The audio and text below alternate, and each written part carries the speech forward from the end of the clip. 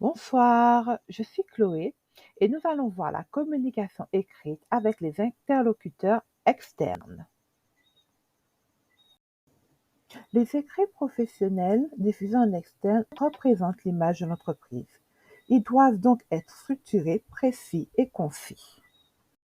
Les écrits professionnels doivent être clairs et efficaces. Il faut donc aller à l'essentiel et rédiger des phrases courtes, éviter l'emploi de phrases négatives. Prenons pour exemple le courrier commercial.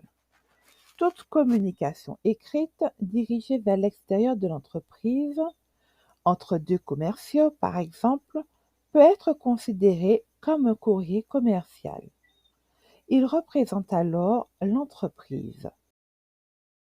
La rédaction d'un courrier commercial se fait par étapes.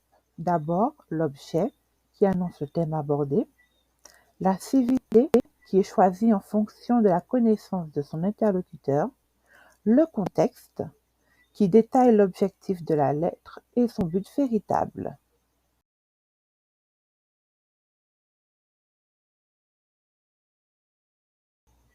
Ensuite, nous avons la réponse à la demande, dans laquelle on va indiquer la raison du courrier, l'action à mener, puis la conclusion, et enfin, pour finir, la formule de politesse, pour prendre congé de l'interlocuteur en respectant les usages.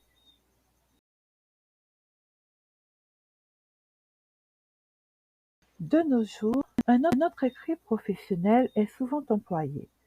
Il s'agit du courriel. Le courriel et le courrier sont similaires dans leur construction et leur structure. Cependant, la formulation est généralement plus concise et plus directe dans le courriel. De plus, les échanges sont moins formels. Cela se traduit au niveau du titre de civilité et de la formule de politesse. Voilà, c'est ainsi que s'achève notre petite présentation sur la communication écrite avec les interlocuteurs externes.